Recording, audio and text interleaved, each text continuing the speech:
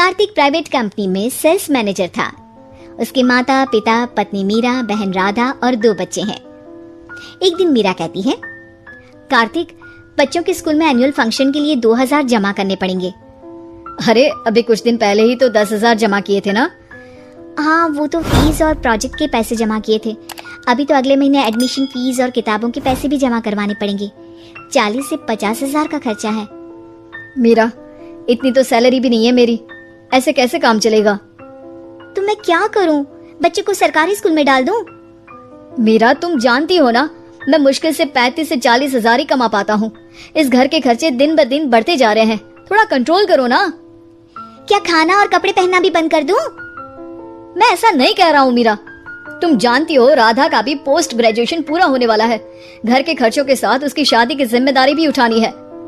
मेरे बच्चों की पढ़ाई से ज्यादा इम्पोर्टेंट राधा की शादी है, तो करो जो मन में आए। मैं बोझ लगती हूँ तो मैं बच्चों के साथ अपने मायके चली जाती हूँ।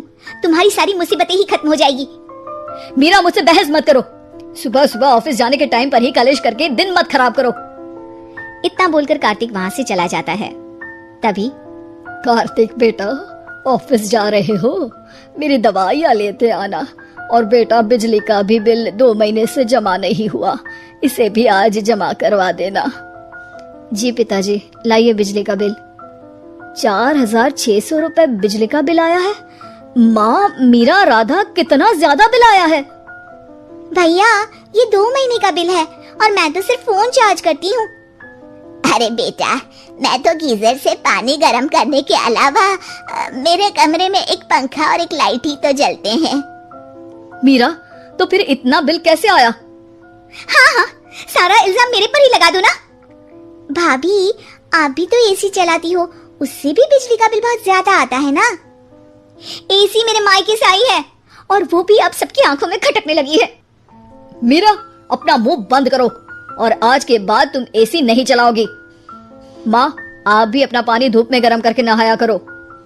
कार्तिक ये कहकर घर से ऑफिस के लिए निकल गया। घर से कुछ आगे जाते ही उसकी गाड़ी पंचर हो गई। कार्तिक को पंचर बनवाकर ऑफिस पहुंचने में लेट हो गया। बॉस ने कार्तिक को अपनी कैबिन में बुलाया। may I come in, sir? Come in, बहुत लेट हो तुम। सॉरी सर, कुछ प्रॉब्लम्स की वजह से लेट हो गया। मुझे कुछ नहीं सुनना। तुम्हारा टारगेट कंप्लीट हुआ? नो सर, अभी बाकी है। क्यों? सर, मार्केट में बहुत रिसेशन चल रहा है, बिजनेस कहीं से मिल नहीं पा रहा। मैं अपनी तरफ से पूरी कोशिश कर रहा हूँ सर। मुझे तुम्हारी कोशिश नहीं चाहिए, मुझे बिजनेस चाहिए। अगर तुमसे नहीं हो पा रहा है तो तुम रिजाइन कर सकते हो। नहीं सर, मुझे इस नौकरी की बहुत जरूरत है। मैं अपनी फैमिली का सिंगल अर्निंग पर्सन हूँ। मेरी जॉब चली गई तो मेरी फैमिली प्रॉब्लम में आ जाएगी सर।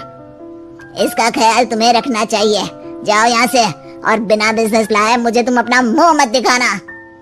कार्तिक बिजनेस की तलाश में इधर से उधर कड़ी धूप में सारा दिन भटकता रहता है और थका हारा जब शाम को घर आया। बेटा, मेरी दवाई ले आए और बिजली का बिल भर दिया? अब दवाई लाना भूल गया पिताजी, और बिजली का बिल जल्दी भर दूंगा। पर बेटा, याद से भर देना, वरना बिजली वाले बिजली काट कर चले जाएंगे। लीजिए पानी। बच्चों के एनुअल फंक्शन के लिए स्कूल में जमा करने वाले पैसे लेकर आए? अभी सैलरी नहीं आई है मेरा, और अकाउंट में ज्यादा पैसे भी नहीं बचे हैं। तो क्या बच्चों को स्कूल भेजना बंद कर दूं? बच्चे अगर इस साल एनुअल फंक्शन नहीं अटेंड करेंगे तो कोई पहाड़ नहीं टूट पड़ेगा। और अब तुम मेरा दिमाग खाना बंद करो। अरे, आप मुझ पर क्यों चिल्ला रहे हैं? कार्तिक गुस्से में घर से बाहर चला जाता है। अब मीरा रोने लगती है। भाभी, आप रोइए मत, टेंशन लेने से कुछ नहीं होगा। पर राधा, घर के भी खर्चे हैं।